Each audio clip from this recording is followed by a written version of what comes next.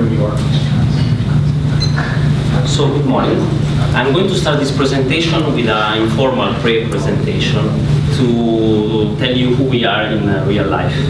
I'm Angelo Novedovelli, and this is Prasad Ketkar. We are from HKUST, the Hong Kong University of Science and Technology. We are MBA students, year 1, full-time program. So today we'll give this presentation being business strategy consultants, and the audience will be Google senior managers. Specifically, the audience belongs to the department of Google in charge of compliance and ethics. We will be in Mountain View, California, in the headquarters of Google. We will be focusing on what we presented yesterday in our full presentation, which is focusing on data privacy awareness for users. And I'm going to start right now. Good morning and thank you, ladies and gentlemen, for your invitation. And I'm happy to realize that you are interested in our recommendation, in our solution. And I'm happy to have the chance to present to you the ethical issue of our recommendation. So every click you make, are you sure about it? This is the question that all the users might have every time they face a screen and before they have to, for example, click an advertisement or click certain links or accept terms and conditions. So in our opinion, what is very important is that Google must create a sustainable business while respecting the privacy of the users. At the same time, we believe that there are certain ethical issues that we must be aware of. So Google, as a great data collector, is responsible of these ethical issues, because on the one side it has to respect the privacy of users. On the other side, it has to, let's say, respect the responsibility of growing the economy of certain companies that ask Google to share their data. So the point is that Google is in a position of a value chain position. So again, on one side, it has to respect privacy of the users. On the other side, it has to respect some contract relations with companies in order to share the information. But there is a clear mark line. Should Google pass the line and give all the data about the users? Should Google let all the users know what information is shared? This is where the ethical issue comes in our opinion. And also, privacy is also very important because privacy is key to users. If you lose the user's trust, you cannot build any more data gathering with certain users. And again, from the economy point of view, data gathering is very important because the more data you can gather, the more business you can create. With more specific data, you can create better products and high quality services. Now, there are also ethical questions that we want to make today. For example, from the user's point of view, is it ethical, in your opinion, that Google sell this data without or taking advantage of the lack of awareness of its users? This is the question, and it's a key question in our opinion. And also, from the industry point of view, from the business company's point of view, with whom Google has constant relation, is it correct that Google is the one appointed to decide whom to sell this data to? And also, is it correct that, for example, new startups have to face high barriers in order to enter the data gathering market? For example, startups, in our opinion, should access historical data in order to be competitive, in order to make this market not an oligopoly. Now, Prasad will go through again the recommendation that we presented very quickly, and also to present you how our recommendation can handle the ethical question I posed. Thank you, Angelo. Good morning, ladies and gentlemen. As we discussed, the recommendation revolves around the users, who are the important stakeholders in the whole value chain for Google. If you look at users, what do users want? They want faith in what they're using.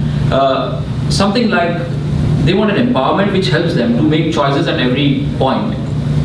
They want to make a choice whether they can, the data which they're using or which is extracted from them can be sold or not sold. Can it be used for improving products and services? And do they have a choice to make right then and there when they're accessing that website? As a result, once they are empowered, Google should look at establishing a global framework for ratings. Now, how does this global framework for rating work? It works on different parameters by which Google would allow its users to get the information about how the data is going to be used, who's going to use it, to what extent the data will be sold to the other companies. To do this, there are important steps to be followed. First is collaboration between users, the industries which Google is supplying data to, Google itself, and the authorities. Beyond that, we need to look at competitors like Amazon and Facebook at this point in time. Now, how does that help? Although they are competitors, if you want to look at building a global network or a global rating system, we need to take them on board. Besides that, once this global rating network is formed, what is going to happen? Every time you go into Google website, Google search engine, and come across a Google a web link, any of that, you're going to have a prompt then and there. So you know, after clicking on that prompt, what is the security level you're going to ensure to your privacy if you go onto the particular website. This will be a 4-layer rating system. So the 0 being the lowest security and 3 being the highest. Besides that, every time there's an ad pop-up, there will be a question mark besides that ad pop-up. Now, what does that question mark convey? The moment you log or you click on that question mark, what you get is how did that data reach the advertiser, through what channel? Was it sold? Was it freely available? Was it intentionally hidden for some time? So this is the global rating network which we propose. The best part about this is not a setting where the user has to take time out and then go and change it reactively. But this is something which, as long as you are in front of your screen, you're going to get a prompt. And by clicking on it, you get to know what is the level of security, what is the level of data which is being taken away from you. Now, does this help to address the ethical issues which Angelo discussed? Yes, it does, because it involves different stakeholders. One are the users. Now, what do users get? They get transparency by this. They get empowered because they can decide for themselves. Look at companies or industries. Google, by doing this, is promoting open competition. There's no hierarchy in terms of data storage. There's no data hoarding. There are no 4 or 5 players who are creating an oligopoly, but there are startups who are bringing out innovative products and services who can use this data and move forward and bring better services to us as users. And third, important stakeholders are authorities. Now, what do authorities gain out of this? Authorities gain peace. In a way, they don't have to interfere in functions of organizations like Google or any other data gathering companies. So they want to stay away from it. Anyways, because it's a new area, not a lot of authorities are keen to get involved into it because it then is looked at as a repression of freedom of speech.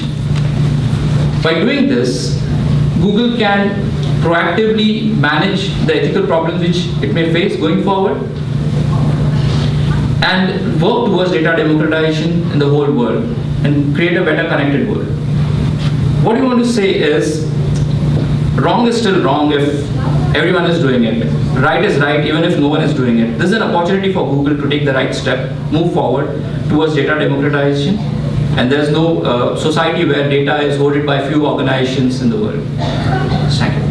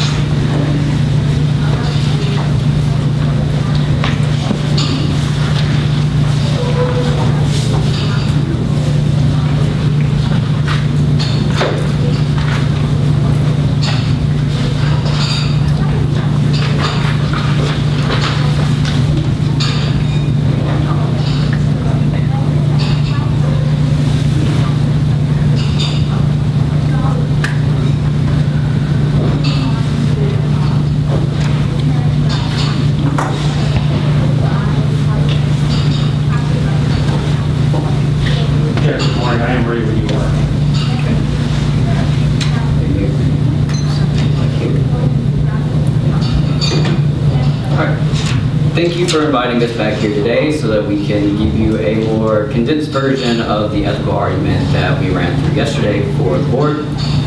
And so there's an ethical dilemma here regarding food waste and resource management that Target can actually utilize lab-grown produce in order to affect change in a very big way for these dilemmas, and also allow their consumers to help affect change as well in these areas by using lab-grown produce at no cost to themselves.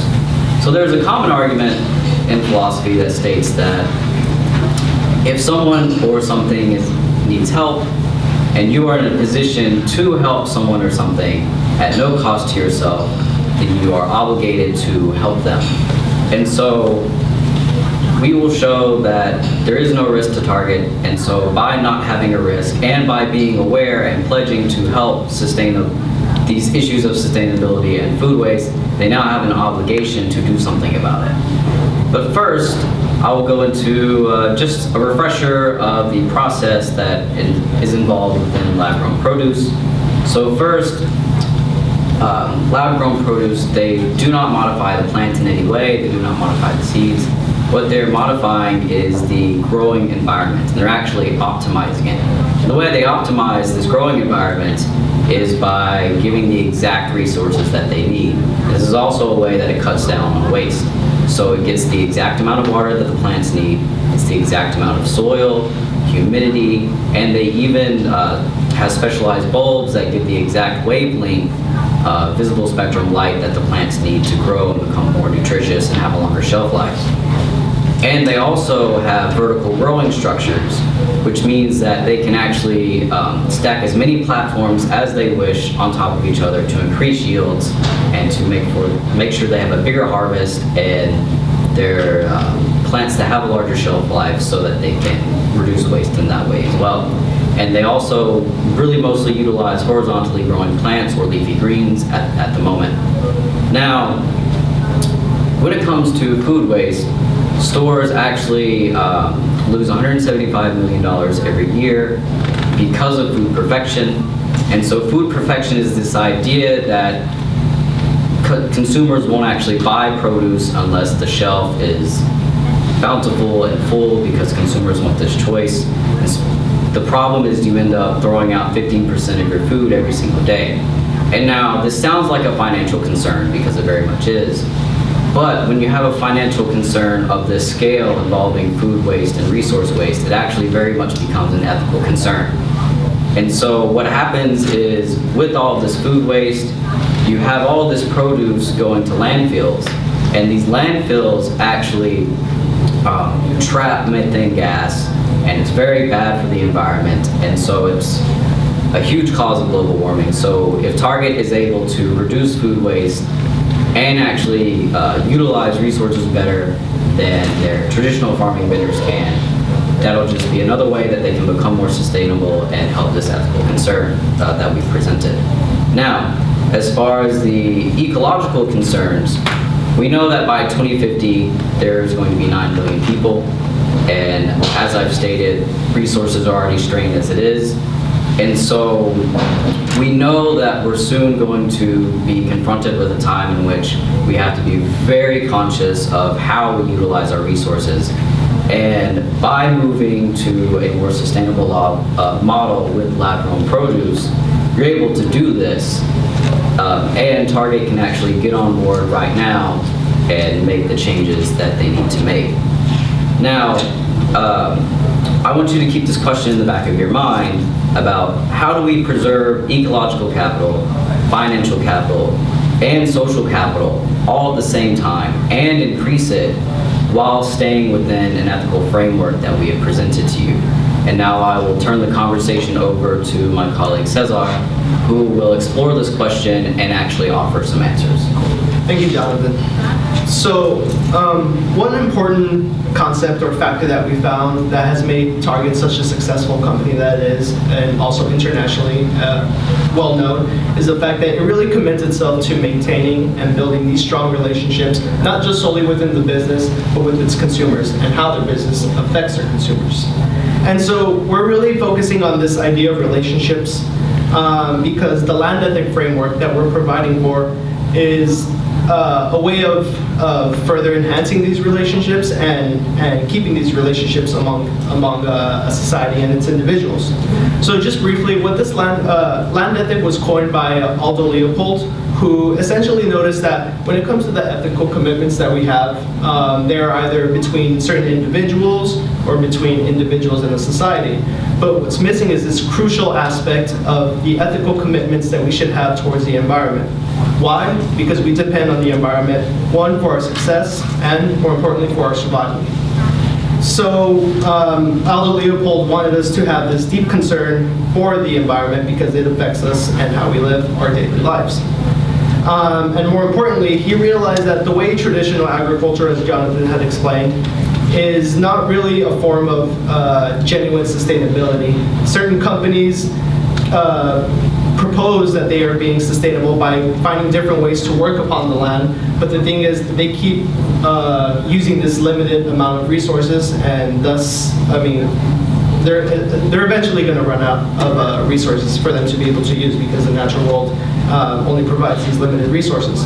So what land ethic proposes is that we take a step back from the land, and this is not to say that we avoid the land altogether and just leave it alone, but essentially when you take a step back from the land, you can allow it to do what it does naturally and regrow and replenish its resources. That way, either a company like Target can go back and use those resources, or it can also allow small farmers to use this land because they are very environmentally conscious about the way that land affects themselves and the planet that we all share.